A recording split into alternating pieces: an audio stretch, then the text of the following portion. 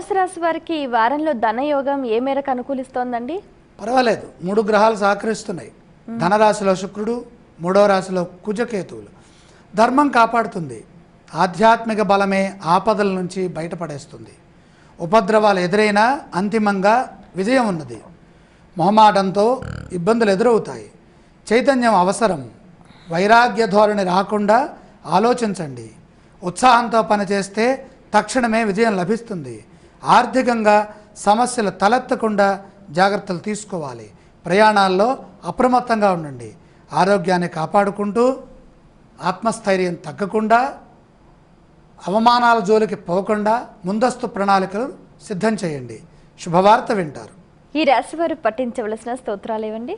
వెంకటేశ్వర స్వామి వారి గోవిందనామాలు కానీ సుప్రభాతం కానీ వినండి. ఆలయ సందర్శన క్రమంలో ఏ దేవీ దేవతలను దర్శించాలంటారు? శని దోషం అధికంగా ఉంది కాబట్టి వెంకటేశ్వర స్వామి వారి పాదపద్మాలని సందర్శించడం చాలా మంచిది. ఈ రాశి వారు చేయవలసిన దానాలు ఏవండి? 12వ రాశిలో శని దోషం గోచరిస్తోంది. శనికి తైలాభిషేకం చేయించండి.